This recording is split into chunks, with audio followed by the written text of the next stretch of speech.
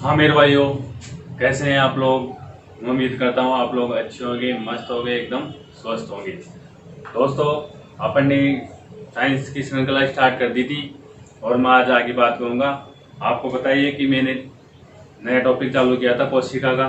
उसके 2-3 वीडियो अपन ने पढ़ लिए। आज आगे का पार्ट है। तो देखो, अपन ने एंड कहाँ किया था। अपन ने एंड किया था कोशिकांग में। देखो, मैंने आपको बताया था कोशिकांग कितने प्रकार से होते हैं, 3 प्रकार से। जिसमें पहला क्या था, दोहरी झिल्ली वाली, फिर एकल झिल्ली वाली, फिर जिसमें झिल्ली नहीं होती है। तो देखो, दोहरी झिल्ली वाली कौन कौन से होते हैं। दोहरी झिल्ली वाली होते हैं माइटोकॉन्ड्रिया। कौन कौन से होते हैं, माइटोकॉन्ड्रिया और प्लास्टिड और केंद्रक। और एकल झिल्ली वाली कौन कौन से होते हैं, लाइसोजाइम और ईआर और रिक्तिका और गाल्जिकाई। ठीक है। फिर जिसमें झिल्ली नहीं होती वो कौन कौन से होते हैं, वो होते हैं राइबोसोम और केंद्रिका और तारक केंद्र। देखो दोस्तों, क्वेश्चन कैसे बनता है एग्जाम में। क्वेश्चन बनेगा इनमें से कौन सा दोहरी झिल्ली वाला नहीं है। तो आपको 3 तो ऑप्शन दे देगा, दोहरी झिल्ली वाला और एक अलग दे देगा। ठीक है, आपके पास ऐसे ही क्वेश्चन मिलेंगे। अपन आगे बात करते हैं। हम देखो कोशिकांग पढ़ रहे थे, अब आज एक कोशिकांग के बारे में अपन अध्ययन करेंगे। देखो, जिसमें पहला करेंगे अपन माइटोकॉन्ड्रिया। इसका करेंगे माइटोकॉन्ड्रिया।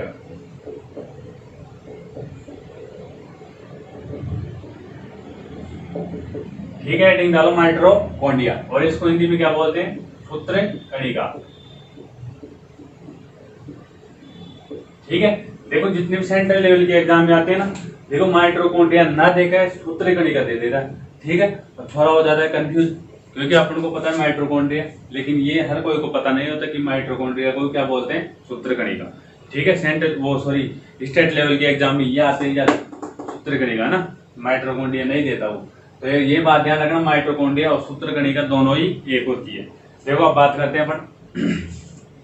अब आपको पता ही है कि ये कैसी झिल्ली वाला होता है, दोहरी झिल्ली वाला। कैसा होता है ये, दोहरी झिल्ली वाला। अब देखो, इसकी बात करते हैं अपन। इसकी खोज किसने की थी, इसकी खोज किसने की थी। तो 2 वैज्ञानिक थे। कौन कौन से थे, एक तो था कोलिकर और अल्टमान ने। कोलिकर और अल्टमान ने। तो देखो, आपको पूछेगा कि माइटोकॉन्ड्रिया की खोज किसने की थी, कोलिकर और अल्टमान ने। अरे किसने की थी, कोलिकर और अल्टमान ने। किसने की थी, कोलिकर और अल्टमान ने। देखो, अपन आज बात करें किसकी, माइटोकॉन्ड्रिया की। किसकी बात करें, माइटोकॉन्ड्रिया की। तो देखो, माइटोकॉन्ड्रिया की खोज किसने की थी, कोलिकर और अल्टमान ने। अरे किसने की थी, कोलिकर और अल्टमान ने। देखो, फिर बात करता हूं मैं, इसका नाम करता कौन है, इसका नाम करता। देखो, इन्होंने तो क्या की थी, खोज की थी, कोलिकर और अल्टमान ने। अब देखो, माइटोकॉन्ड्रिया का नाम किसने दिया था। तो देखो, नाम दिया था किसने, सी बेंडा ने। अरे किसने दिया था, सी बेंडा ने। तो देखो, कोई सा भी क्वेश्चन आ सकता है कि माइटोकॉन्ड्रिया की खोज किसने की थी, कोलिकर और अल्टमान ने। अब देखो, इनमें से 2 अलग, अगर ऑप्शन अलग अलग मिल जाए ना, एक ऑप्शन में तो कोलिकर, एक ऑप्शन में हो क्या, अल्टमान, तो आपको पहले क्या, किसको वरीयता देना है, कोलिकर को। किसको देना है, कोलिकर को। ठीक है। देखो, फिर बात करते हैं नाम करता है इसका। माइटोकॉन्ड्रिया नाम किसने दिया था, तो नाम दिया था सी बेंडा ने। और देखो, जो अल्टमान था ना, अल्टमान ने माइटोकॉन्ड्रिया का नाम दिया था बायोप्लास्ट। क्या नाम दिया था, बायोप्लास्ट। ठीक है। फिर बात करते हैं आगे, ये कैसी झिल्ली वाला होता है, दोहरी झिल्ली वाला। तो देखो, अब इसकी दोहरी झिल्ली की संरचना बनाते हैं अपन। देखो, दोहरी झिल्ली की संरचना।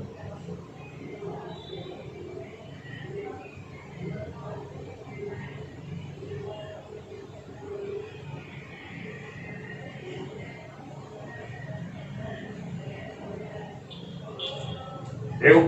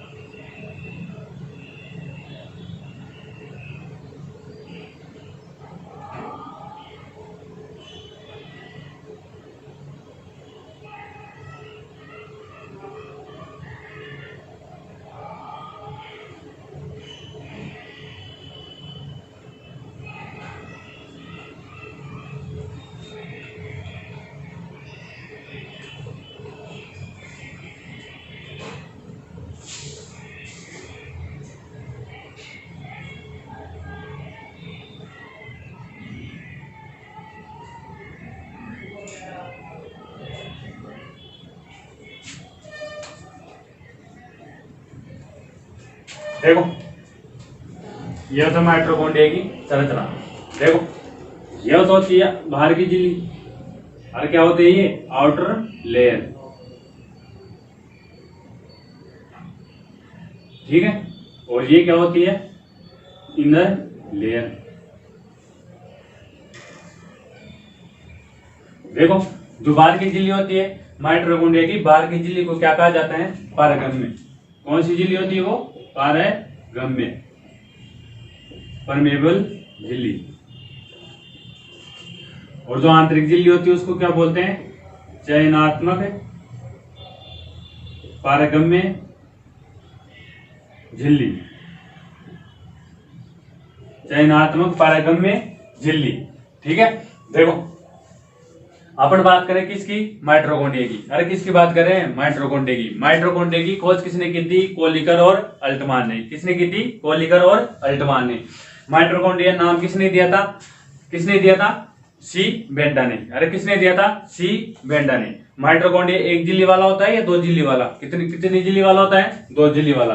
देखो इसकी बाहर की झिल्ली को क्या बोलते हैं पारगम्य झिल्ली, परमेबल मेम्ब्रेन, ठीक है। अंदर की झिल्ली होती है उसको क्या बोलते हैं चयनात्मक पारगम्य झिल्ली, ठीक है। देखो इस झिल्ली में कुछ उभार होते हैं, क्या होते हैं कुछ उभार। इन उभारों को क्या कहा जाता है, इन उभारों को कहा जाता है क्रिस्टी। क्या कहा जाता है दोस्तों क्रिस्टी। देखो क्वेश्चन आता है कि माइटोकॉन्ड्रिया में जो अंदर वाली झिल्ली होती है उसमें जो उभार बने होते हैं उन उभारों को क्या कहा जाता है क्रिस्टी। क्या कहा जाता है क्रिस्टी। देखो ये क्रिस्टी क्या काम करती है,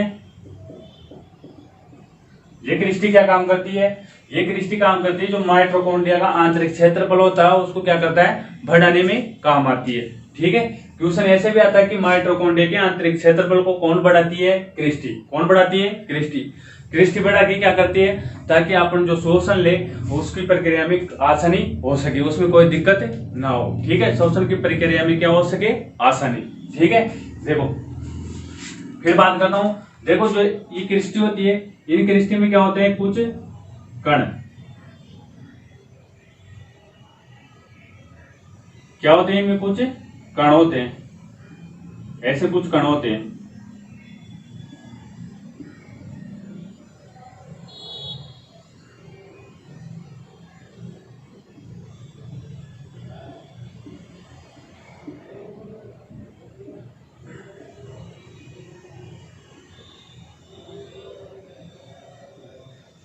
ठीक है। ऐसे कुछ कण होते हैं।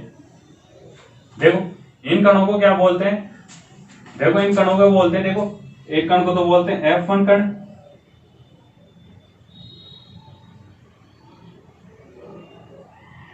क्या बोलते हैं इनको F0 कण। यहां देखो एक कण को बोलते हैं F0 कण और दूसरे कण को क्या बोलते हैं F1 कण। देखो इन दोनों को संयुक्त रूप से, इन दोनों को संयुक्त रूप से मतलब दोनों का अगर एक साथ पढ़ते हैं तो उनको क्या बोलते हैं अपन ऑक्सीसोम। क्या बोलते हैं ऑक्सीसोम। देखो दोबारा से अपन बात करें किसकी माइटोकॉन्ड्रिया की। किसकी बात करें माइटोकॉन्ड्रिया की। माइटोकॉन्ड्रिया की खोज किसने की थी कोलिकर और अल्टमान ने। माइटोकॉन्ड्रिया नाम किसने दिया था सी बेंडा ने। अरे किसने दिया था सी बेंडा ने। माइटोकॉन्ड्रिया कैसी झिल्ली वाला होता है दो झिल्ली वाला।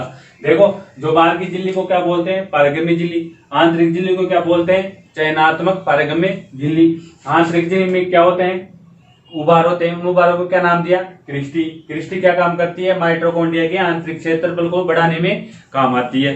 क्यों बढ़ाती है ताकि शोषण की प्रक्रिया में आसानी हो सके। फिर बात करते हैं इस क्रिस्टी में क्या होते हैं कण। क्या होते हैं कण F0 कण और F1 कण। इन दोनों को एक साथ पढ़ते हैं तो क्या बोलते हैं इसको ऑक्सीसोम। क्या बोलते हैं ऑक्सीसोम, ठीक है। देखो अब जो ये बीच वाला हिस्सा होता है, देखो इस बीच वाले हिस्से को क्या बोलते हैं, इस बीच वाले हिस्से को बोलते हैं मैट्रिक्स। क्या बोलते हैं मैट्रिक्स। अब देखो बाकी जो बीच वाला हिस्सा बच गया ना उसको क्या बोलते हैं मैट्रिक्स। देखो इसको देखो एक बार है ना, मैं इसको मिटाऊंगा, देखो एक बार इसको।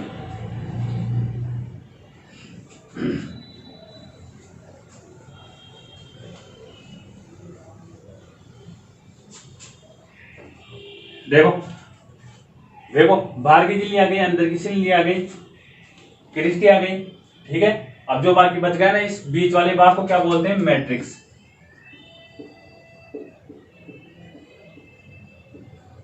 क्या बोलते हैं? मैट्रिक्स। अब देखो इस मैट्रिक्स के अंदर क्या क्या होते हैं? इस मैट्रिक्स के अंदर तो देखो ये क्या होते हैं? छोटे छोटे 70 प्रकार के राइबोसोम। ये छोटे छोटे कण होते हैं ना, ये क्या होते हैं? 70 प्रकार के क्या होते हैं? राइबोसोम।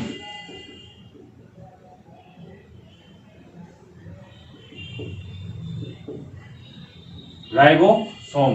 ठीक है, फिर इसके अंदर क्या होता है? ये क्या होता है? डीएनए।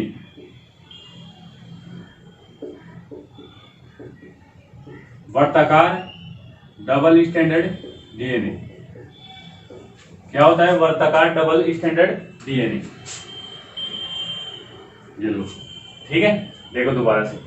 आज अपन किसकी बात कर रहे हैं? माइटोकॉन्ड्रिया की। किसकी बात कर रहे हैं? माइटोकॉन्ड्रिया की। माइटोकॉन्ड्रिया की खोज किसने की थी? कोलिकर और अल्टमान ने। अरे किसने की थी? कोलिकर और अल्टमान ने। माइटोकॉन्ड्रिया नाम किसने दिया था? सी बेंडा ने। किसने दिया था? सी बेंडा ने। फिर बात करते हैं माइटोकॉन्ड्रिया कैसी झिल्ली वाला होता है? दो झिल्ली वाला। तो देखो बाहर की झिल्ली को क्या बोलते हैं? पारगम्य झिल्ली। अंदर की झिल्ली को क्या बोलते हैं? चयनात्मक पारगम्य झिल्ली। फिर बात करते हैं जो अंदर वाली झिल्ली होती है, इसमें क्या होते हैं? कुछ उभार। उन उभारों को क्या बोलते हैं? क्रिस्टी। क्या बोलते हैं? क्रिस्टी। ये क्रिस्टी क्या काम करती है? ये क्रिस्टी माइटोकॉन्ड्रिया के आंतरिक क्षेत्रफल को बढ़ाने में सहायता करती है। क्यों बढ़ाती है? ताकि श्वसन की प्रक्रिया में आसानी हो सके। फिर बात करते हैं इन क्रिस्टी में क्या होते हैं? छोटे छोटे कण। इन कणों को देखो, एक कण होता है एफ नॉट कण, एक कण होता है F1 कण। इन दोनों को अगर संयुक्त रूप से पढ़े तो क्या नाम देते हैं अपन? ऑक्सीसोम। ठीक है, ये ऑक्सीसोम क्या करता है? ये भी क्या करता है? श्वसन के पर जो एटीपी होता है ना, एटीपी का निर्माण यही होता है ऑक्सीसोम में। ठीक है, फिर बात करते हैं जो अंदर वाला भाग बच गया उस भाग को क्या बोलते हैं? मैट्रिक्स। इस मैट्रिक्स के अंदर 70 प्रकार के क्या पाए जाते हैं? राइबोसोम। और इसी के अंदर क्या पाया जाता है? वर्ताकार डीएनए, मतलब डबल स्टैंडर्ड डीएनए। ये वर्ताकार डबल स्टैंडर्ड डीएनए क्या काम करता है? ये काम करता है प्रतिवर्ती क्रिया में सहायता होती है। मतलब प्रतिवर्ती क्रिया मतलब ये खुद के निर्माण में भी क्या होती है? सहायता प्रदान करती है। ठीक है, राइबोसोम 70 प्रकार के राइबोसोम क्या करते हैं? प्रोटीन का संश्लेषण करते हैं। ठीक है, इनको थ्योरी के रूप में लिखाऊंगा, इसको एक बार देखो।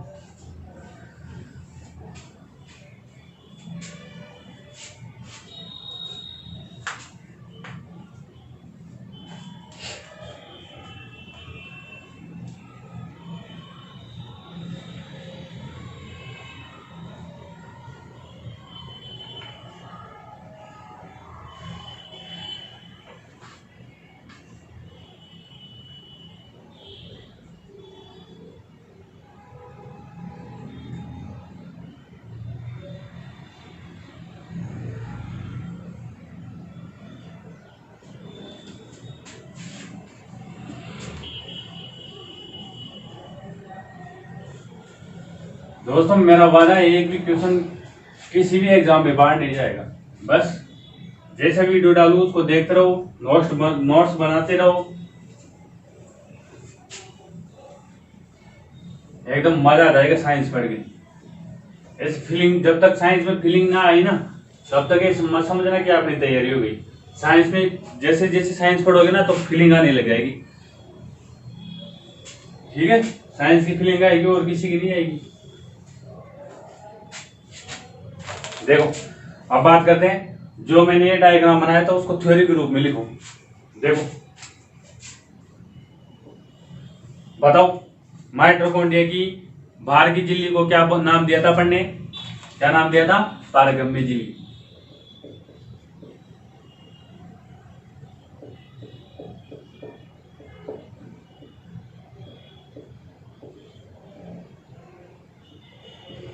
माइटोकॉन्ड्रिया की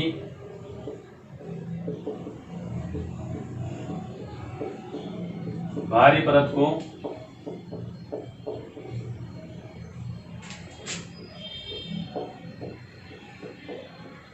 पारगम्य झिल्ली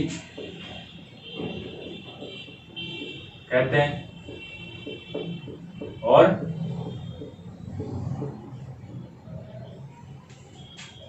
अंदर वाली परत को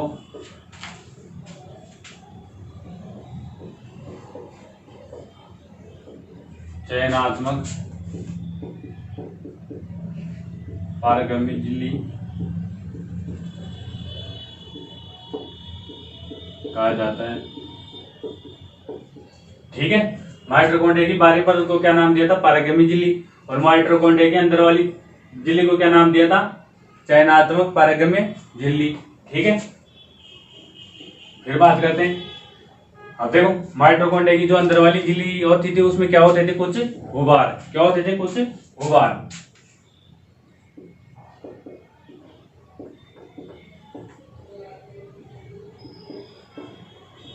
माइटोकॉन्ड्रिया की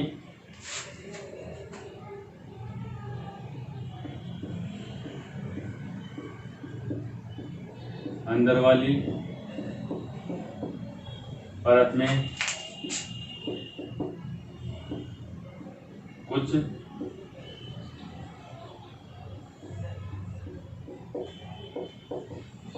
कुछ उभार होते हैं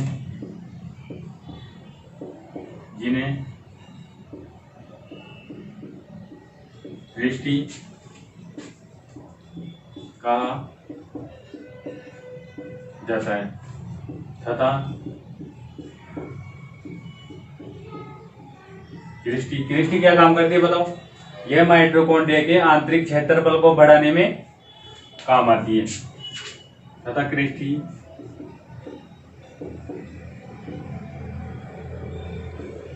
माइटोकॉन्ड्रिया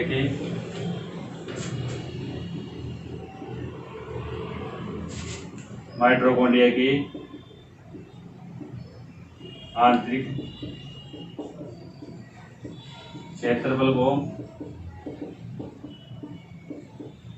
बढ़ाती है। ठीक है, माइटोकॉन्ड्रिया के अंदर वाली परत को क्या नाम देते हैं? क्रिस्टी।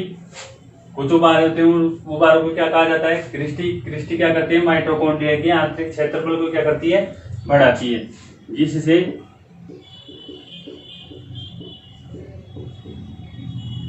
श्वसन की प्रक्रिया आसानी से हो सके। ठीक है, जिससे श्वसन की प्रक्रिया आसानी से हो सके। इसको देखो एक बार।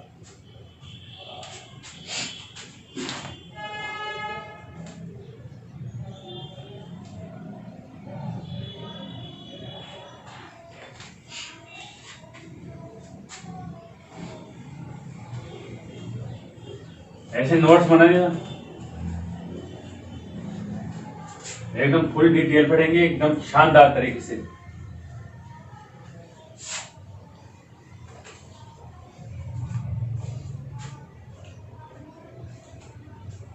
देखो, फिर आगे देखो, फिर आगे अपन ने बात की थी क्रिस्टी के अंदर क्या होते हैं? कुछ कण। क्या होते हैं? कुछ कण। F0 और F1 दोनों को अगर संयुक्त रूप से अपन पढ़ते हैं तो उनको क्या नाम देते हैं? ऑक्सीसोम। यह ऑक्सीसोम क्या करता है? एटीपी के निर्माण में सहायता करता है। एटीपी देखो, अपन को जो भी एनर्जी मिलती है किसके रूप में मिलती है? अपन को एटीपी के रूप में। एटीपी का पूरा नाम क्या है? Adenosine triphosphate. देखो,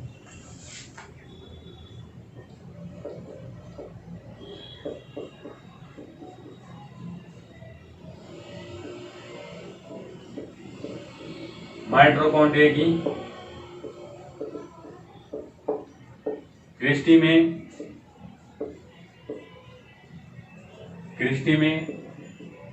F0 F1 कण पाए जाते हैं। ठीक है, माइटोकॉन्ड्रिया की क्रिस्टी में क्या पाए जाते हैं? F0 और F1 कण पाए जाते हैं, जिन्हें क्या कहा जाता है? ऑक्सीसोम। क्या कहा जाता है? ऑक्सीसोम। देखो, फिर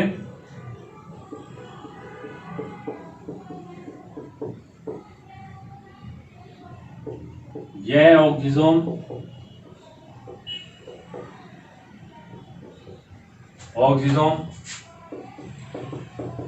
एटीपी के निर्माण में सहायता एटीपी के निर्माण में सहायता करता है, निर्माण में सहायता करता है। ठीक है, देखो माइटोकॉन्ड्रिया की क्रिस्टल में कौन कौन से कण होते हैं? F0 और F1 कण पाए जाते हैं, जिन्हें क्या कहा जाता है? ऑक्सीसोम। क्या कहा जाता है? ऑक्सीसोम। ये ऑक्सीसोम क्या करता है? एटीपी के निर्माण में सहायता करता है। ठीक है, अपन को जो भी एनर्जी मिलती है वो काम किसके रूप में मिलती है? अपन को एटीपी के रूप में। ठीक है, देखो इसलिए देखो ऑक्सीसोम को, इसलिए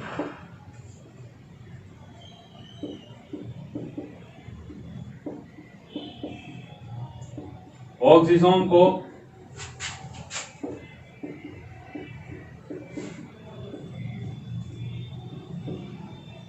माइटोकॉन्ड्रिया, इसलिए ऑक्सीसोम को माइटोकॉन्ड्रिया की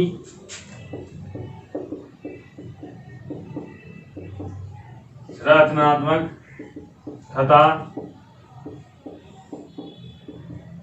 क्रियात्मक इकाई कहा जाता है। ठीक है, वेरी मोस्टली नहीं, वेरी इंपॉर्टेंट। देखो आजकल वो क्वेश्चन नहीं आते कि एटीपी का पूरा नाम बताओ, अपन को ऊर्जा किसके रूप में मिलती है। ठीक है, आजकल ऐसे क्वेश्चन नहीं आते। आप देखो आजकल क्वेश्चन कैसे आएंगे, क्वेश्चन पूछेगा कि माइटोकॉन्ड्रिया की संरचनात्मक तथा क्रियात्मक इकाई किसे कहा जाता है, तो आपको बताना ऑक्सीसोम को। किसे कहा जाता है? ऑक्सीसोम को। ठीक है, ये इस पे स्टार लगा लेना, क्वेश्चन आता है। देखो एक बार दोबारा से अपन बात करें माइटोकॉन्ड्रिया की। माइटोकॉन्ड्रिया में देखो जो क्रिस्टी में होते हैं वो कौन कौन से होते हैं? F0 और F1 कण पाए जाते हैं, जिन्हें क्या कहा जाता है? ऑक्सीसोम। ये ऑक्सीसोम क्या करती है? एटीपी के निर्माण में सहायता करती है। इसलिए देखो माइटोकॉन्ड्रिया की संरचनात्मक क्रियात्मक इकाई किसे कहा जाता है? ऑक्सीसोम को। इसको देखो एक बार,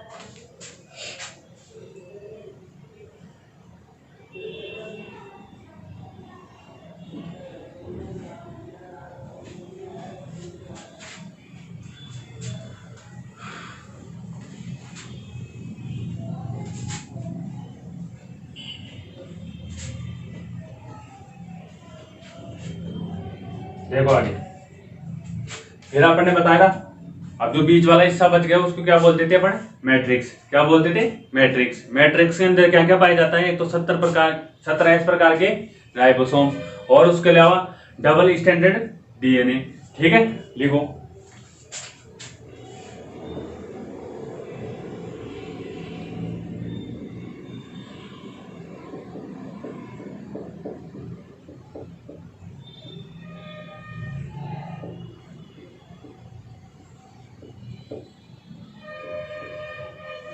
माइटोकॉन्ड्रिया की मैट्रिक्स में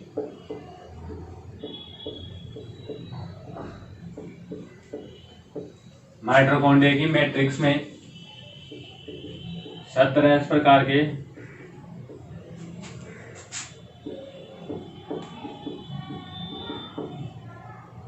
राइबोसोम पाया जाता है। 17 प्रकार का राइबोसोम पाया जाता है।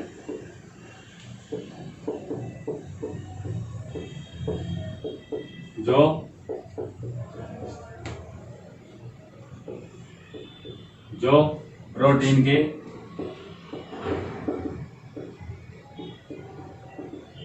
संश्लेषण में सहायता करता है। देखो संश्लेषण का मतलब होता है निर्माण करना, तो देखो प्रोटीन के निर्माण में क्या करता है? सहायता। देखो राइबोसोम होता है जो क्या करता है? प्रोटीन के निर्माण में सहायता प्रदान करता है। ठीक है, देखो माइटोकॉन्ड्रिया की मैट्रिक्स में क्या पाया जाता है? 17 प्रकार का राइबोसोम पाया जाता है। ठीक है, जो प्रोटीन के संश्लेषण में क्या करता है? सहायता प्रदान करता है। इसके अलावा और क्या पाया जाता था मैट्रिक्स में?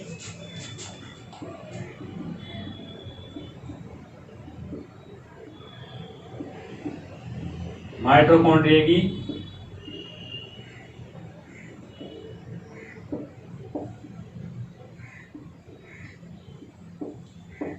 मैट्रिक्स में यहाँ लिखता हूँ ऊपर, है ना, अपने बात देखो कमेंट।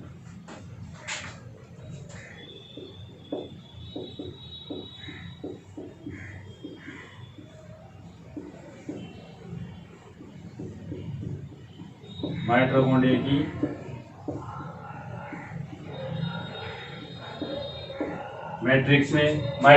की मैट्रिक्स में क्या पाया जाता है? वर्ताकार डबल स्टैंडर्ड डीएनए, वर्ताकार डबल स्टैंडर्ड डीएनए पाया जाता है।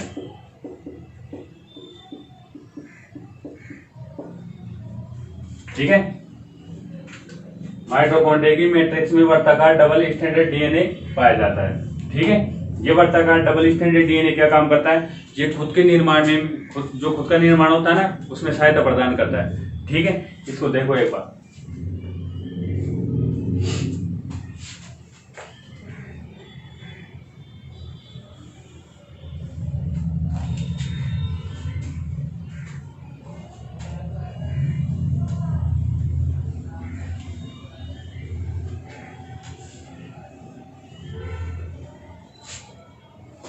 देखो फिर बात करते हैं। देखो देखो माइटोकॉन्ड्रिया ऐसा कोशिकांग होता है जिसमें खुद का तो डीएनए होता है और खुद का क्या होता है? राइबोसोम। इसलिए ऐसे कोशिकांग को क्या कहा जाता है?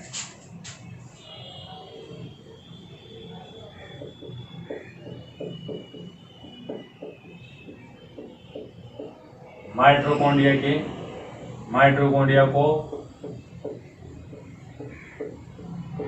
अर्ध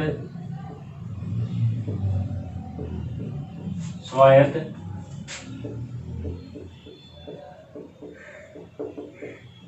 कोशिकांग कहा जाता है। देखो अर्ध स्वायत्त कोशिकांग किसे कहा जाता है? देखो अर्ध स्वायत्त कोशिकांग उसे कहा जाता है जिसके अंदर खुद का तो डीएनए हो और खुद का ही क्या होता है? राइबोसोम। ठीक है, ऐसे कोशिकांग को क्या कहा जाता है? अर्ध स्वायत्त कोशिकांग। देखो अब आपको पूछेगा कि इन अर्ध स्वायत्त कोशिकांग कौन कौन से होते हैं? एक तो होता है माइटोकॉन्ड्रिया और इसके अलावा एक और होता है, कौन सा होता है? हरित लवक। कौन सा होता है? हरित लवक। आगे पढ़ाऊंगा उसकी बात करेंगे ना। तो ये दो ऐसे कोशिकांग होते हैं जिसमें खुद का तो डीएनए होता है और खुद का ही क्या होता है? राइबोसोम। ठीक है, ऐसे कोशिकांग को क्या कहा जाता है? अर्ध स्वायत्त कोशिकांग। क्या कहा जाता है? अर्ध स्वायत्त कोशिकांग। ठीक है, ये भी लिख लेना इसमें। खुद का डीएनए हो, खुद का क्या हो? राइबोसोम।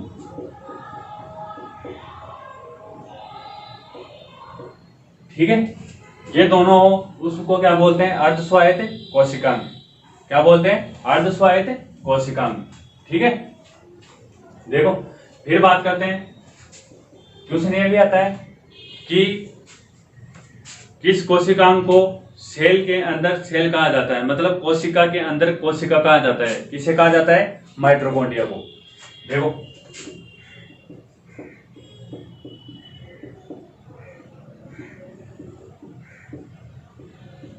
माइटोकॉन्ड्रिया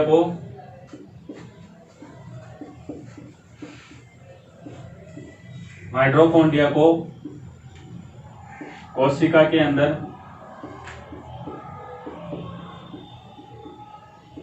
कोशिका कहा जाता है। ठीक है,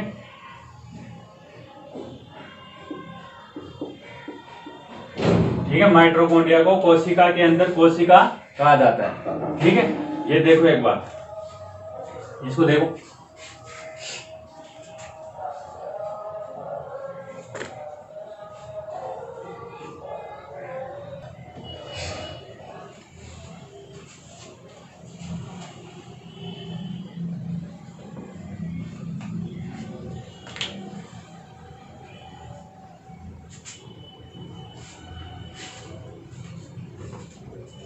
देखो आगे लिखो। देखो जो माइटोकॉन्ड्रिया की मैट्रिक्स होती है, क्या होती है? माइटोकॉन्ड्रिया की मैट्रिक्स। इसके अंदर ही क्या होता है? श्वसन की प्रक्रिया होती है, ठीक है, जिसके दौरान क्या होता है, एटीपी का निर्माण होता है, ठीक है। एटीपी का निर्माण होने का मतलब है कि ऊर्जा का निर्माण होता है, ठीक है। देखो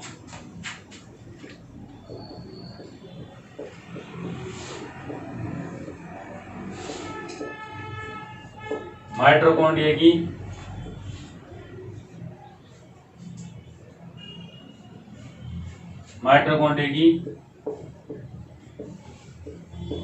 मैट्रिक्स में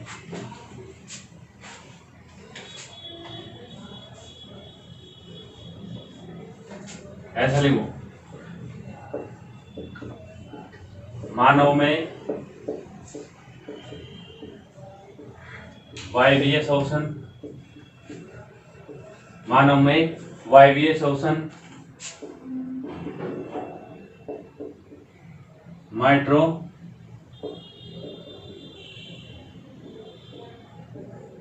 की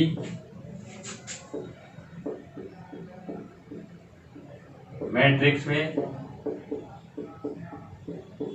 होता है। मानव में वायवीय श्वसन माइटोकॉन्ड्रिया की मैट्रिक्स में होता है, जिसके दौरान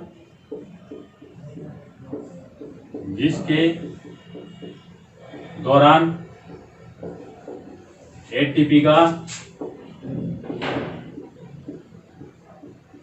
निर्माण होता है तथा ऊर्जा का निर्माण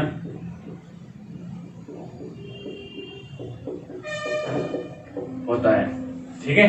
देखो मानव में वायवीय श्वसन माइटोकॉन्ड्रिया की मैट्रिक्स में होता है, जिसके दौरान क्या होता है, एटीपी का निर्माण तथा क्या होता है, ऊर्जा का निर्माण, ठीक है। इसलिए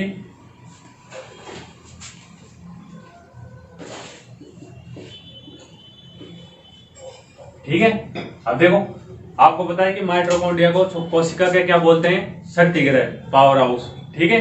क्वेश्चन आता है ना कि वो पावर हाउस, कोशिका का शक्ति ग्रह किसे कहा जाता है, माइटोकॉन्ड्रिया को, ठीक है। वो इसी कारण कहा जाता है कि देखो मानव में जो वायवीय श्वसन कहाँ होता है, माइटोकॉन्ड्रिया की मैट्रिक्स में, जिसके दौरान किसका निर्माण होता है, एटीपी का निर्माण तथा क्या होता है, ऊर्जा का निर्माण, ठीक है। तो इसमें लिख लेना, इसलिए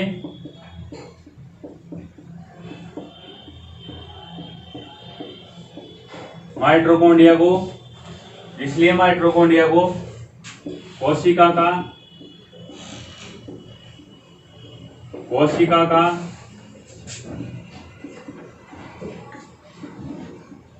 शक्ति ग्रह, पावर हाउस कहा जाता है, ठीक है दोस्तों। पहले ऐसे क्वेश्चन आया करते थे कि वो कोशिका का शक्ति ग्रह किसे कहा जाता है, माइटोकॉन्ड्रिया को। अब देखो आपको पता है कि एग्जाम भी लेंथी हो गई, थोड़ा टिपिकल क्वेश्चन आते हैं। तो साइंस में तो देखो आप क्वेश्चन कैसे आता है कि देखो जो मानव में वायवीय श्वसन कहाँ होगा, माइटोकॉन्ड्रिया की मैट्रिक्स में, ठीक है। ऐसे क्वेश्चन आते हैं आजकल, इसको देखो एक बार फिर आगे चलते हैं।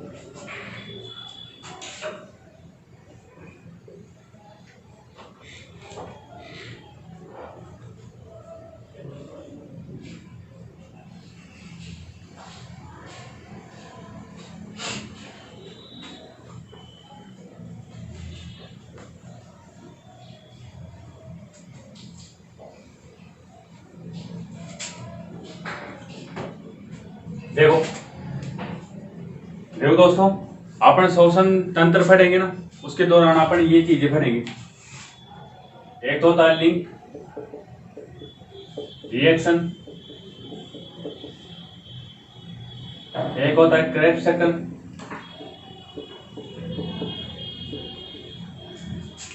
एक होता है ईटीएस। ईटीएस का पूरा नाम है इलेक्ट्रॉन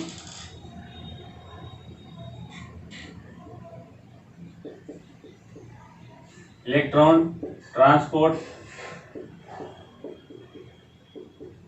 सिस्टम। और ये क्या होता है,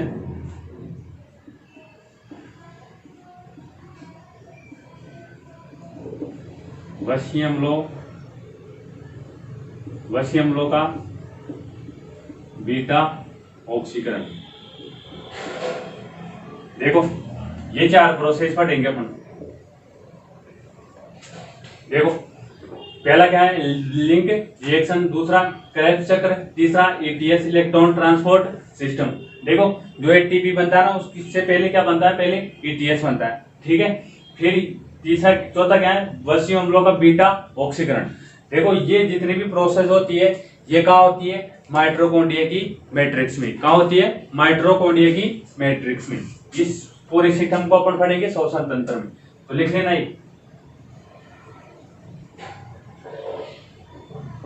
ये प्रक्रिया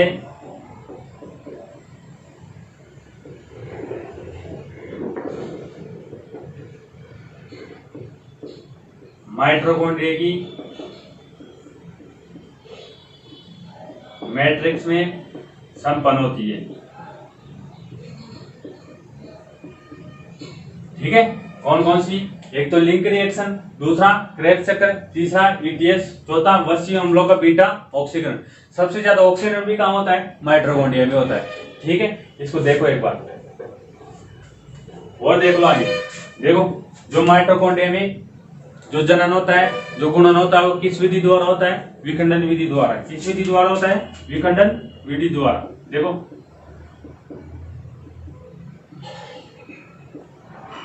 माइटोकॉन्ड्रिया में जनन तथा गुणन, माइटोकॉन्ड्रिया में जनन तथा गुणन किस विधि द्वारा होता है, विखंडन विधि द्वारा। और किस विधि द्वारा होता है, विखंडन विधि द्वारा।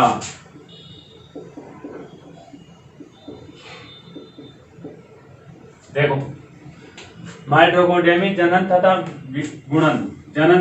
गुणन किस विधि द्वारा होता है, विखंडन विधि द्वारा, ठीक है। ये भी क्वेश्चन आ सकता है, एक लाइन और लिख लो, यहां लिख लो। देखो अब माइटोकॉन्ड्रिया के बारे में अलग अलग वैज्ञानिक बताए थे, किसने क्या बताया था, किसने क्या बताया था। तो देखो जो वैज्ञानिक होते हैं ना वो क्या करते हैं, कलर कर देते हैं इनके ऊपर। देखो वो कलर कौन सा था, माइटोकॉन्ड्रिया के ऊपर कलर कौन सा किया था, तो देखो माइटोकॉन्ड्रिया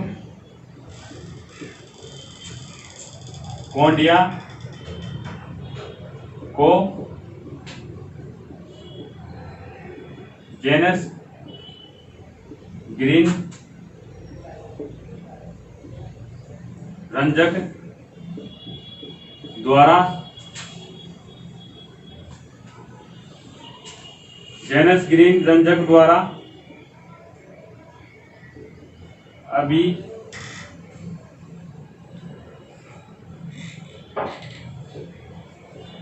अभिरंजित किया गया,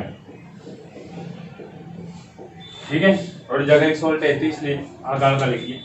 देखो माइटोकॉन्ड्रिया को जेनस ग्रीन रंजक द्वारा अभिरंजित किया गया। देखो दोस्तों माइटोकॉन्ड्रिया यहाँ खत्म हो गया। कोई सी भी किताब में आपको ये पूरा जो ये सारा मैटर है ना वो कंटेंट एक साथ नहीं मिलेगा। देखो मैं अपने बात की थी किसकी, माइटोकॉन्ड्रिया की। देखो लिंक रिएक्शन, क्रेब्स चक्र, ईटीएस, वसीय अम्लों का बीटा ऑक्सीकरण, ये सारी प्रोसेस कहाँ होती है, माइटोकॉन्ड्रिया की मैट्रिक्स में। आपको पूछे कि माइटोकॉन्ड्रिया में जनन और गुणन किस विधि द्वारा होता है, विखंडन विधि द्वारा। फिर बात करते हैं माइटोकॉन्ड्रिया को किस रंजक द्वारा रंजित किया गया, तो जेनस ग्रीन रंजक द्वारा अभिरंजित किया गया। देखो अपन ने कहां से स्टार्ट किया था आज, माइटोकॉन्ड्रिया से। देखो माइटोकॉन्ड्रिया की खोज किसने की थी, कोलिकर और अल्टमान ने। अरे किसने की थी, कोलिकर और अल्टमान ने। फिर बात करते हैं माइटोकॉन्ड्रिया का नाम किसने किया था, नाम करता कौन था, सी बेंडा। कौन था, सी बेंडा। देखो माइटोकॉन्ड्रिया एक झिल्ली वाला होता है, 2 झिल्ली वाला, कितनी झिल्ली वाला, 2 झिल्ली वाला। देखो बाहरी झिल्ली को क्या नाम दिया था, पारगम्य। क्या नाम दिया था, पारगम्य। फिर जो अंदर वाली झिल्ली थी उसको क्या नाम दिया था, चयनात्मक पारगम्य, ठीक है। फिर अंदर वाली झिल्ली में कुछ उभार होते हैं, उन उभारों को क्या नाम दिया था, क्रिस्टी। क्या नाम दिया था, क्रिस्टी। ये क्रिस्टी क्या काम करती है, ये क्रिस्टी काम करती है जो माइटोकॉन्ड्रिया का आंतरिक क्षेत्रफल होता है उसको बढ़ाने में सहायता करती है, उसको बढ़ाती है ताकि श्वसन की प्रक्रिया आसानी से हो सके। फिर बात करते हैं माइटोकॉन्ड्रिया की कृष्टि में क्या होते हैं, छोटे छोटे कण। उन कणों को क्या नाम दिया था, F0 और F1 कण। इन दोनों का अगर संयुक्त रूप से फैल लिया तो उसको क्या नाम दिया था, ऑक्सीसोम। क्या नाम दिया था, ऑक्सीसोम। यह ऑक्सीसोम क्या करता है, एटीपी के निर्माण में सहायता करते हैं। माइटोकॉन्ड्रिया की संरचनात्मक क्रियात्मक इकाई किसे कहा जाता है, किसे कहा जाता है, ऑक्सीसोम को। अरे किसे कहा जाता है, ऑक्सीसोम को। फिर बात करते हैं जो माइटोकॉन्ड्रिया का बीच वाला भाग बच गया उसको, उसमें क्या, उसको क्या बोलते हैं, मैट्रिक्स। क्या बोलते हैं, मैट्रिक्स। मैट्रिक्स में क्या क्या होता है, 70 प्रकार का राइबोसोम। फिर बात करते हैं और क्या होता है इसमें, वर्ताकार डबल स्टैंडर्ड डीएनए। ठीक है, ये 70 प्रकार का राइबोसोम क्या करता है, प्रोटीन संश्लेषण में सहायता करता है। फिर बात करते हैं वर्ताकार डबल स्टैंडर्ड डीएनए क्या करता है, ये खुद के निर्माण में सहायता करता है। ठीक है, फिर अपन ने बात की कि माइटोकॉन्ड्रिया को क्या कहा जाता है, अर्धस्वायत्त कोशिकांग। अर्धस्वायत्त कोशिकांग किसे कहा जाता है, जिसमें खुद का डीएनए और क्या हो, और खुद का राइबोसोम हो। कोशिका के अंदर कोशिका किसे कहा जाता है, माइटोकॉन्ड्रिया को। किसे कहा जाता है, माइटोकॉन्ड्रिया को। फिर बात करते हैं, देखो जितने भी ये प्रोसेस है वो प्रोसेस कहाँ होती है, माइटोकॉन्ड्रिया की मैट्रिक्स में। देखो जो मानव में वायवीय शोषण होता है वो कहाँ होता है, माइटोकॉन्ड्रिया की मैट्रिक्स में। फिर क्या होता है, वहां पे एटीपी का निर्माण होता है। इसलिए अपन कोशिका का शक्तिकरण किसे कहा गया था, माइटोकॉन्ड्रिया को। किसे कहा गया था, माइटोकॉन्ड्रिया को। फिर आपको पूछी कि माइटोकॉन्ड्रिया में जनन और गुणन किस विधि द्वारा होता है, विखंडन विधि द्वारा। फिर बात करते हैं माइटोकॉन्ड्रिया को किस रंजक द्वारा रंजक किया गया, जेनस ग्रीन विधि द्वारा। ठीक है, ये माइटोकॉन्ड्रिया खत्म। अब एक भी क्वेश्चन यहाँ से आया तो आप उसको क्या कर दोगे, आंख बीच के टिक लगा देना। ठीक है, अगर मेरे पास अड़ी हुई तो इसको देखो एक बार, आगे चलते हैं।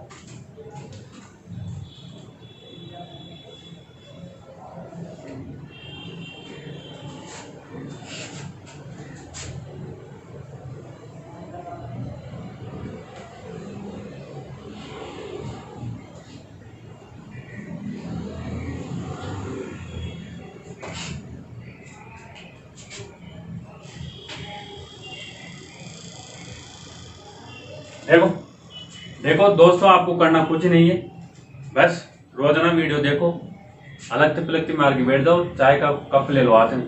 ठीक है, और आराम से नोट्स बनाओ, देखो वीडियो, एयरफोन लगा के देखो। एक बार नहीं 2 बार देखो, 2 बार में तो पूरा माइंड में सेट हो जाएगा। ठीक है, एकदम ये मेरा वादा है, किसी भी एग्जाम में अगर कोई भी क्वेश्चन आ जाए ना साइंस से, तो एक भी क्वेश्चन नहीं छोड़ गया। ठीक है, चाहे वो कंसेप्ट से हो, चाहे वो रटने वाली सी हो। ठीक है, आपको हर क्वेश्चन एग्जाम में मिलेगा अगर मेरा फटा हुआ याद है तो। अब देखो आगे बात करता हूं मैं, अगला कोशिकांग कौन सा है, लव। ठीक है, लव को इंग्लिश में क्या बोलते हैं, प्लास्टिड। ठीक है, लव को इंग्लिश में क्या बोलते हैं, प्लास्टिड। देखो अब बताऊं मुझे, ये 1 झिल्ली वाला होता है, 2 झिल्ली वाला। कितनी झिल्ली वाला होता है ये, 2 झिल्ली वाला। कितनी झिल्ली वाला, 2 झिल्ली वाला। देखो अब बात करते हैं इसकी खोज की। देखो इसकी खोज किसने की थी, हेकल ने। किसने की थी, हेकल ने। आपको पूछेगा कि लव या प्लास्टिड की खोज किसने की थी, हेकल ने। अरे किसने की थी, हेकल ने। देखो अब बात करते हैं इसका नाम किसने दिया था, नामकर्ता। नामकर्ता कौन है, शिम्पर।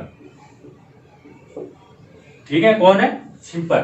देखो ये लावा कैसा होता है, ये सिर्फ पादप कोशिका में ही पाया जाता है, जंतु कोशिका में नहीं पाया जाता। ठीक है, पादप सेल में ही पाया जाता है, जंतु सेल में नहीं पाया जाता। तो लिख लो ये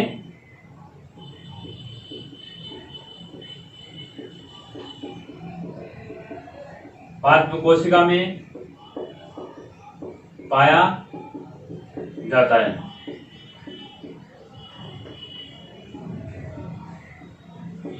जंतु कोशिका में नहीं पाया जाता।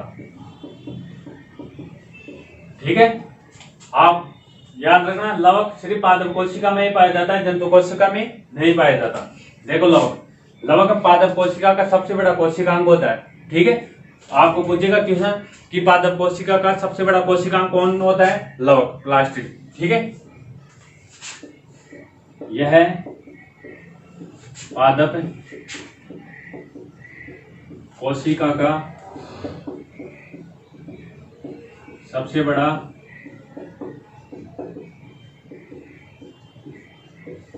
कोशिकांग होता है।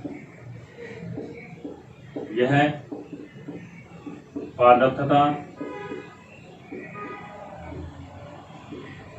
यूग्लिना में पाया जाता है। ठीक है, देखो ये पादप और यूग्लिना में पाया जाता है। यूग्लिना क्या होता है? देखो पादप और जंतु के बीच की कड़ी को क्या बोलते हैं? यूग्लिना। ठीक है, ये हरे रंग का होता है। ये भी क्या करता है? प्रकाश संश्लेषण करता है। ठीक है, प्रकाश संश्लेषण से अपना भोजन बनाता है। ठीक है, देखो अपन बात करें किसकी? लवक की। किसकी बात करें? लवक की। देखो लवक की खोज किसने की थी? हैकेल ने। किसने की थी? हैकेल ने। अनरेस्ट हैकेल, यही है। ठीक है, फिर इसका नाम करता कौन है? शिम्पर। कौन है नाम करता? शिम्पर। ये कहाँ पाया जाता है? ये देखो पादप कोशिका का सबसे बड़ा कोशिकांग किसे कहा जाता है? लवक को। किसे कहा जाता है? लवक को। ये पादप कोशिका का सबसे बड़ा कोशिकांग है। और आपको पूछे जंतु कोशिका का सबसे बड़ा कोशिकांग किसे कहा जाता है? केंद्रक को। किसे कहा जाता है? केंद्रक को। देखो ये पादप और यूग्लिना में पाया जाता है। ये पादप कोशिका में पाया जाता है, लेकिन जंतु कोशिका में नहीं पाया जाता। इसको देखो एक बार।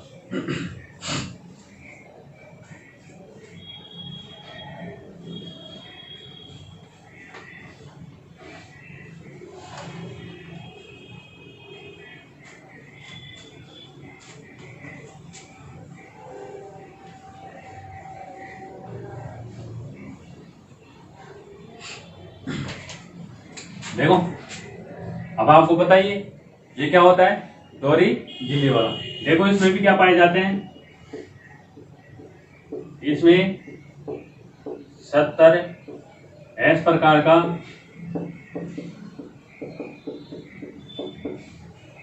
राइबोसोम पाया जाता है। ठीक है, कितने प्रकार का? 70 एस प्रकार का राइबोसोम पाया जाता है। अब बताओ 70 एस प्रकार का राइबोसोम क्या काम करता है? ये प्रोटीन के संश्लेषण में क्या करता है? सहायता करता है। पीछे आपको लिखवा दिया, प्रोटीन के संश्लेषण में क्या करता है? ये सहायता करता है। फिर बात करते हैं, देखो इसमें भी क्या पाया जाता है? वर्ताकार डबल स्टैंडर्ड डीएनए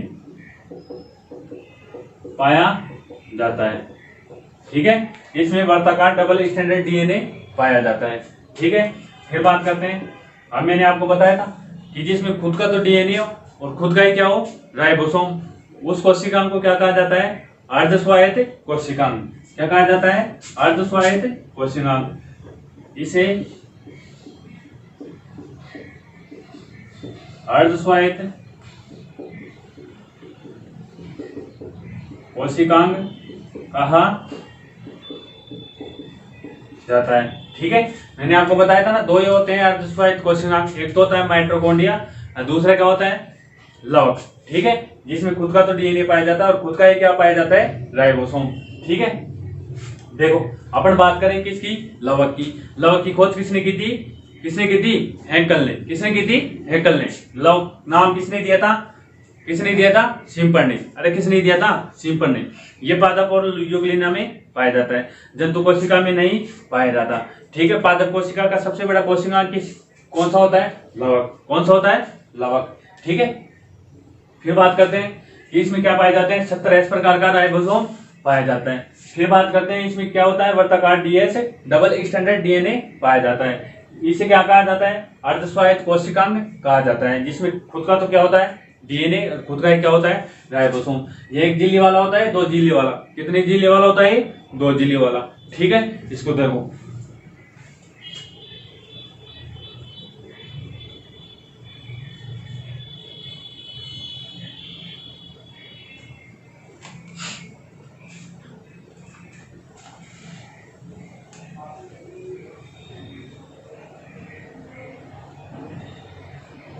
अब देखो लवक के प्रकार।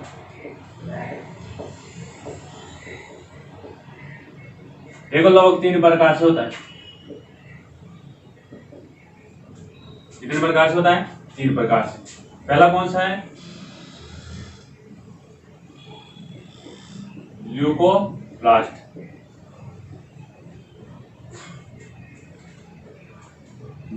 ल्यूकोप्लास्ट को हिंदी में क्या बोलते हैं? अवर्णनीय लवक। दूसरा है क्रोमोप्लास्ट।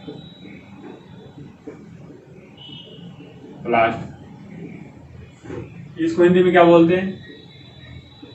वर्णनीय लवक। ठीक है। तीसरा कौन सा है? क्लोरोप्लास्ट।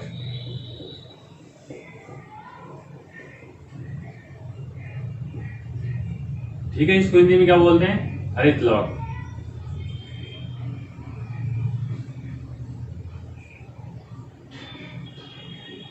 हरित लवक। ठीक है। लवक कितने प्रकार के होते हैं? 3 प्रकार के। पहला कौन सा? ल्यूकोप्लास्ट। दूसरा कौन सा? क्रोमोप्लास्ट। तीसरा कौन सा? क्लोरोप्लास्ट। देखो ल्यूको का मतलब भी क्या होता है? जिसमें कोई रंग नहीं होता है। ये कैसा होता है? रंगहीन, है ना। और जो रंगीन होता है उसका कलर क्या होता है? सफेद। ठीक है। जिसका कोई कलर नहीं होता। अब देखो ये क्या होता है? वर्णनीय लवक। इसका क्या होता है? रंग। क्या होता है? ये रंगीन होता है। ठीक है। अब देखो बात करते हैं ल्यूकोप्लास्ट क्या करता है, क्रोमोप्लास्ट क्या करता है और क्लोरोप्लास्ट क्या करता है। देखो ल्यूकोप्लास्ट क्या करता है? ये भोजन, जो भोजन होता है ना, भोजन को क्या करता है? संग्रहण करता है। भोज्य पदार्थों का संग्रहण करता है। ठीक है। फिर बात करते हैं ये क्या करता है? ये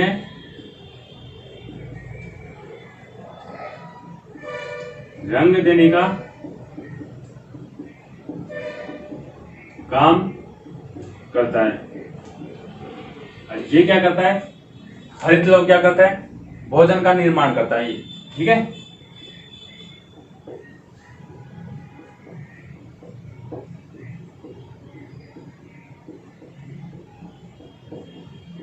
ठीक है। ये सूर्य के प्रकाश से क्या करता है? क्लोरोफिल या हरित लवक क्या करता है? ये भोजन का निर्माण करता है। ठीक है। ये क्या करता है? रंग देने का काम करता है। ये क्या करता है? भोज्य पदार्थों का संग्रहण करता है। देखो इसको देखो एक बार।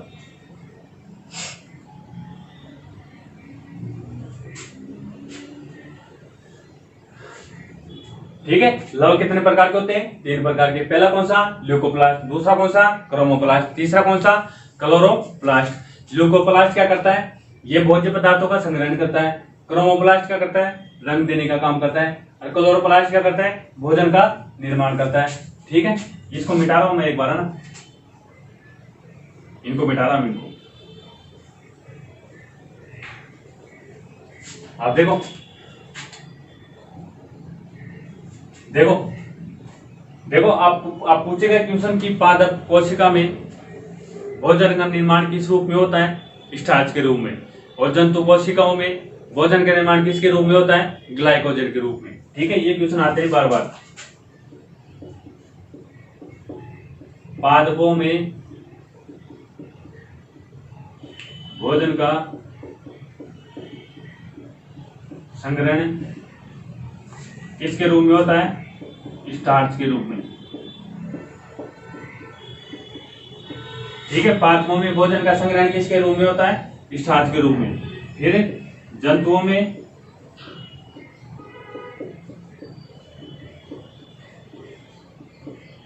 भोजन का संग्रहण किसके रूप में होता है? ग्लाइकोजन के रूप में।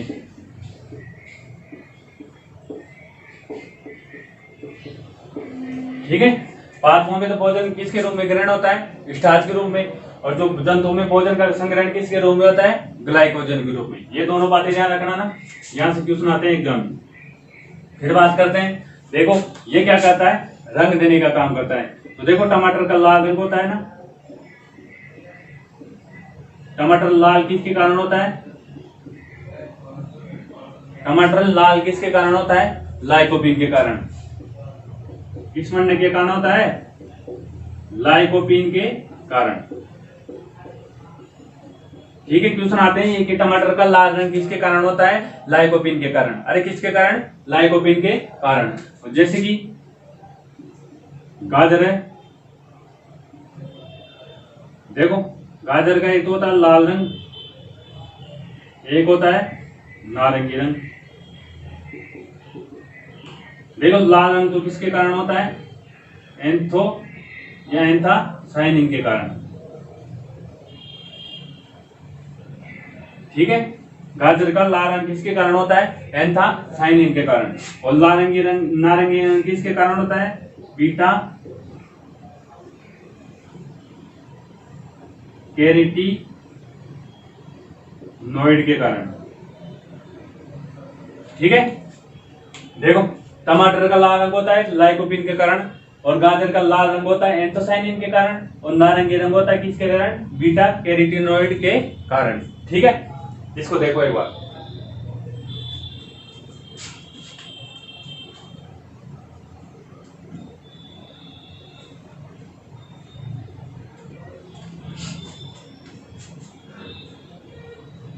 ध्यान रखना, पादपों में भोजन का संग्रहण किसके रूप में होता है? स्टार्च के रूप में।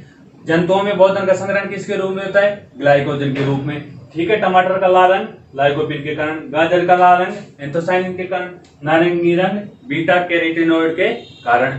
ठीक है, इसको मिटा रहा हूं मैं।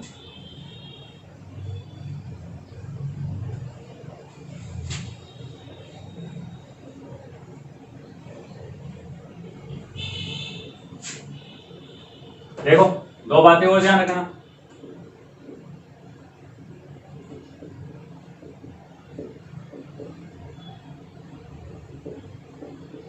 एमाइलोप्लास्ट, एमाइलोप्लास्ट का मतलब होता है स्टार्च का संग्रहण।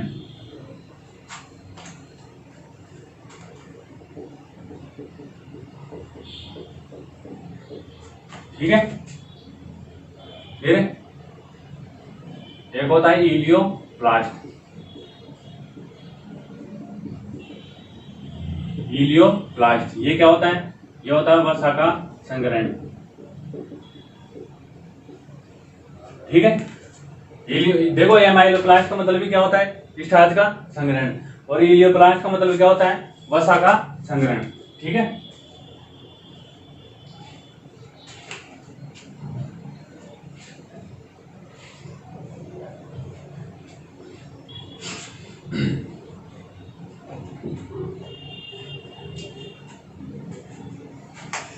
देखो आप देखो क्लोरोप्लास्ट,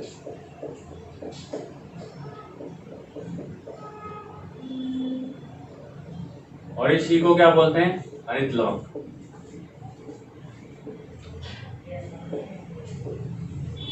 देखो अब आपको पता ही है हरित लवक क्या करता है? भोजन का निर्माण करता है। जो सूर्य का प्रकाश होता है ना, सूर्य के प्रकाश से क्या करता है? ये भोजन का निर्माण करता है। ठीक है, तो देखो ये लिख लो इसमें कि सिंपल ने क्लोरोप्लास्ट,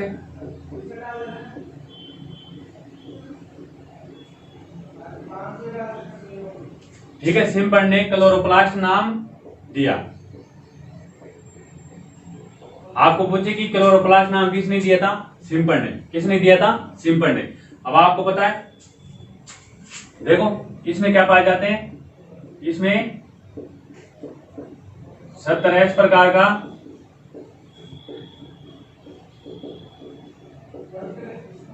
राइबोसोम तथा और क्या पाए जाते हैं इसमें? वर्ताकार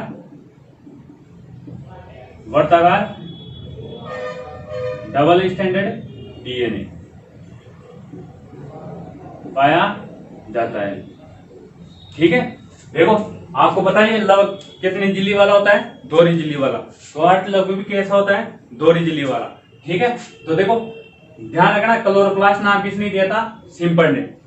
इसमें क्या पाया जाता है? 70 प्रकार का राइबोसोम। ये क्या होता है? वर्ताकार डबल स्टैंडर्ड डीएनए पाया जाता है। ठीक है, इसको देखो एक बार, फिर हरित लवक की संरचना बनाते हैं अपन।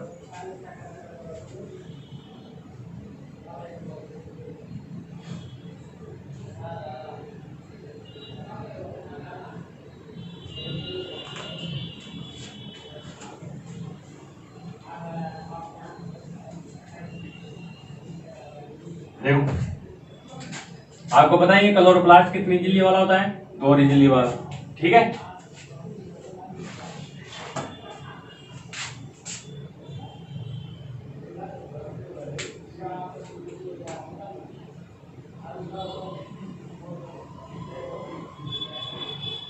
देखो ये होती है आउटर लेयर, ये होती है इनर लेयर। ठीक है, देखो इसके अंदर क्या होता है। अब देखो इसको जो बीच वाला भाग बच गया ना, उस बीच वाले भाग को बोलते हैं स्ट्रोमा। ठीक है, इस बीच वाले भाग में देखो क्या क्या होता है।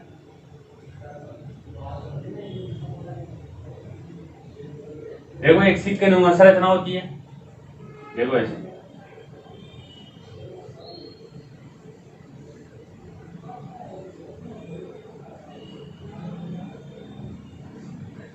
देखो इस बीच वाले भाग को क्या बोलते हैं अपन? स्ट्रोमा।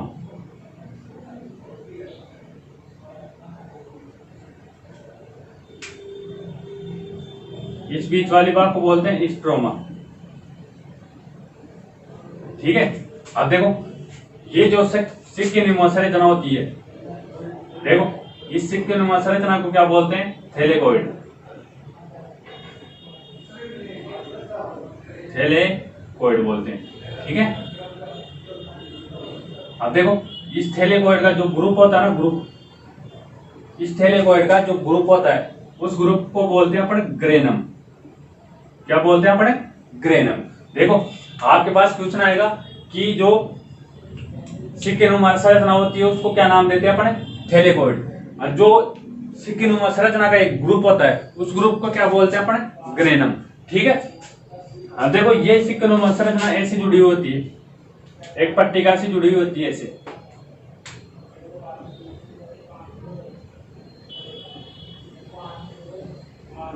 ठीक है, इस पट्टिका को क्या नाम देते हैं अपन?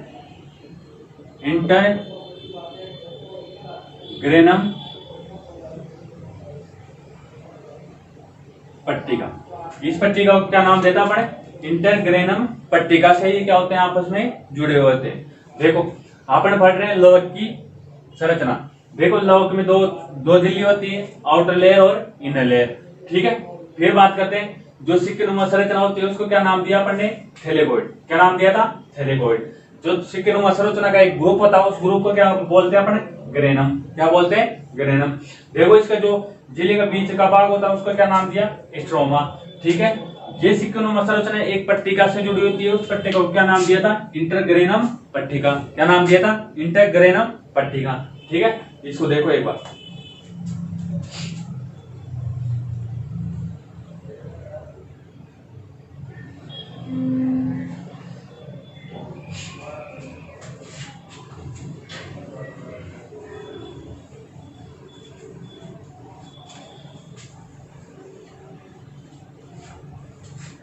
देखो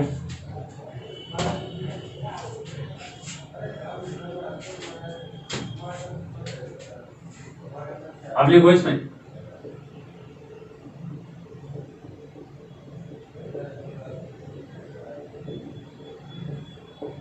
क्लोरोप्लास्ट में प्रकाश ऊर्जा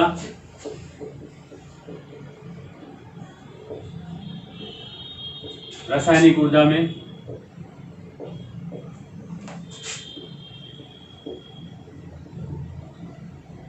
रूपांतरित हो जाती है। ठीक है, ये लाइन ध्यान रखना। क्लोरोप्लास्ट में प्रकाश ऊर्जा किस में परिवर्तित हो जाती है? रासायनिक ऊर्जा में। ठीक है, क्लोरोप्लास्ट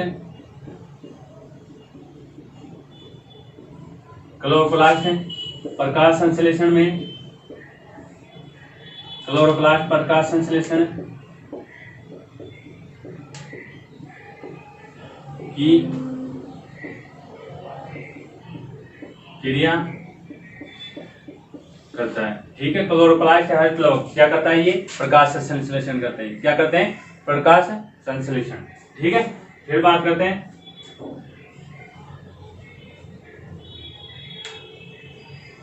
देखो इसको एक बार देखो इसको।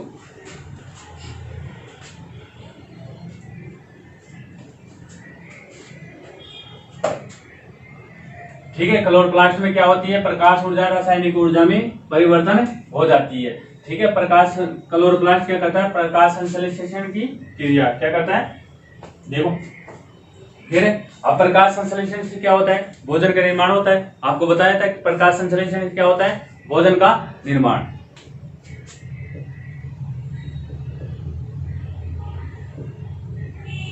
क्लोरोप्लास्ट से भोजन का निर्माण होता है। ठीक है। इसलिए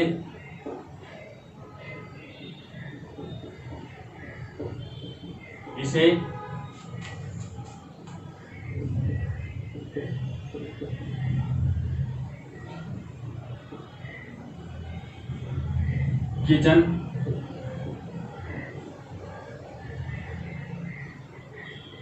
किचन हाउस बोले तो गृहिणी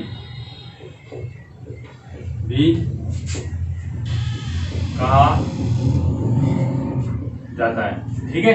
देखो, क्लोरोप्लास्ट से क्या होता है, भोजन का निर्माण, इसलिए इसे क्या कहा जाता है, किचन हाउस, है ना। भोजन का निर्माण खुद कर रहे हैं, रसोई में अपन भोजन का निर्माण करते हैं ना, इसलिए देखो ये खुद क्या करता है, भोजन का निर्माण, इसलिए इसे क्या कहा जाता है, किचन हाउस। ठीक है, गृहिणी। ठीक है। देखो फिर बात करते हैं आगे। देखो आपको ध्यान रखना, ये इंपॉर्टेंट लाइन है, इसके स्टार लगा लेना। देखो क्लोरोप्लास्ट में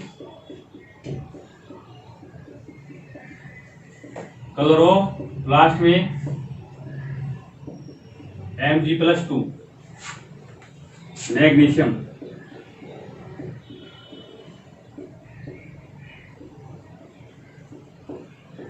नामक तत्व पाया जाता है। ठीक है। ये क्वेश्चन आता है, बहुत बार आता है एग्जाम में। ठीक है। क्लोरोप्लास्ट में कौन सी धातु पाई जाती है, मैग्नीशियम, Mg+2। ठीक है। जैसे देखो पेड़ पौधे की पत्तियों को जला देते हैं ना अपन, तो देखो जलाने पर देखो Mg+2 क्या रह जाता है, अकार्बनिक पदार्थ शेष रह जाता है। ठीक है। ये नहीं जलता है, पत्तियां जल जाती है और बाकी Mg+2 क्या रह जाता है, शेष रह जाता है। तो लिख लेना इसमें कि पेड़ पौधों की पत्तियों को जलाने पर मैग्नीशियम नामक तत्व क्या रह जाता है, शेष रह जाता है। ठीक है। इसको देखो एक बार।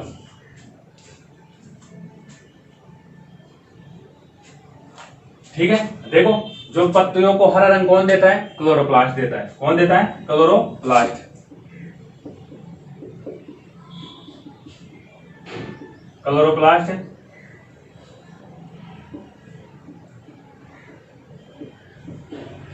पत्तियों को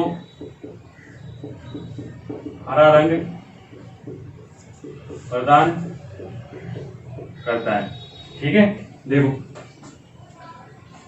ठीक है, क्वेश्चन आता है कि क्लोरोप्लास्ट, देखो पत्तियों को हरा रंग कौन प्रदान करता है, क्लोरोप्लास्ट। देखो जैसे जैसे क्लोरोप्लास्ट क्या हो जाती है, कमी, तो पत्तियां क्या हो जाती है, पीली पीली। क्या हो जाती है, पीली पीली। उस रोग को अपन क्या बोलते हैं, नेक्रोसिस रोग। कौन सा रोग बोलते हैं उसको, नेक्रोसिस रोग। देखो आज अपन ने बात की थी, देखो माइटोकॉन्ड्रिया पढ़ लिया और लवक पढ़ लिया। ठीक है। देखो लवक की दोबारा से रिवीजन करते हैं। लवक की खोज किसने की थी, हैकल ने। किसने की थी, हैकल ने। लवक नाम किसने दिया था, शिम्पर ने। किसने नाम दिया था, शिम्पर ने। ठीक है। लवक कितने प्रकार से होता है, 3 प्रकार से। कितने प्रकार से होता है, 3 प्रकार से।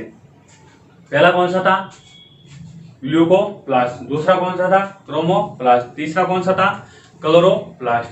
ठीक है। ल्यूकोप्लास्ट क्या करता है, भोजन का क्या करता है, भोजन जो भोजन होता है उसको क्या करता है, संग्रहण करता है।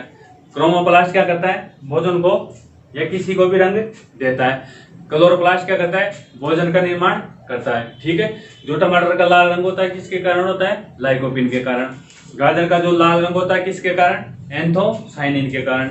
गाजर का जो नारंगी रंग होता है किसके कारण, बीटा कैरोटीनॉइड के कारण। ठीक है। फिर बात की अपन ने क्लोरोप्लास्ट की। ठीक है। क्लोरोप्लास्ट नाम किसने दिया था, किसने दिया था, शिम्पर ने। देखो क्लोरोप्लास्ट में कैसा होता है, दोहरी झिल्ली वाला। ठीक है। जो क्लोरोप्लास्ट में जो अंदर वाला भाग होता है उसको क्या बोलते हैं, स्ट्रोमा। क्या बोलते हैं, स्ट्रोमा। फिर जो उसमें सिक्के नुमा संरचना होती है उसको क्या बोलते हैं, थैलेगोइड। क्या बोलते हैं, थैलेकोइड। सिक्के नुमा संरचना का जो ग्रुप होता है उसको क्या बोलते हैं, ग्रेनुलम। क्या बोलते हैं, ग्रेनम। ठीक है। फिर जो ये सिक्के नुमा संरचना आपस में जुड़ती है, एक पट्टिका से जुड़ती है, उस पट्टिका को क्या बोलते हैं, इंटरग्रेनम पट्टिका। ठीक है। फिर बात की पत्तियों को हरा रंग कौन देता है, क्लोरोप्लास्ट। क्लोरोप्लास्ट क्या करता है, भोजन का निर्माण करता है, इसलिए इसको क्या बोलते हैं, किचन हाउस। ठीक है, ग्रहणी। ठीक है। क्लोरोप्लास्ट में कौन सी धातु पाई जाती है, Mg+2 मैग्नीशियम धातु पाई जाती है। पत्तियों को जलाने पर भी क्या शेष रह जाता है, Mg+2 आयन शेष रह जाता है। ठीक है। आज के लिए इतना ही। देखो दोस्तों, अगर मेरा ये सेशन अच्छा लगे तो मेरे को कमेंट किया करो। कमेंट करने से क्या मिलती है, मुझे एनर्जी। ठीक है। और भी यार दोस्तों को बताया करो कि देखो दोस्तों, आप अगर मेरे साथ रेगुलर चल रहे हो ना तो आपके माइंड में एकदम सेट हो गई कि साइंस है ना, कोई सी भी एग्जाम ले लो, चाहे सेंटर की ले लो चाहे स्टेट लेवल की ले लो, एकदम किसी भी एग्जाम में अगर साइंस आ जाए तो आप मुझे फॉलो कर रहे हो तो आप साइंस का एक भी क्वेश्चन नहीं छोड़ के आओगे, ये मेरा वादा है। ठीक है दोस्तों, आज के लिए इतना ही काफी। अगर ये सेशन अच्छा लगे तो शेयर करना, लाइक करना, कमेंट करना। जय हिंद, जय भारत।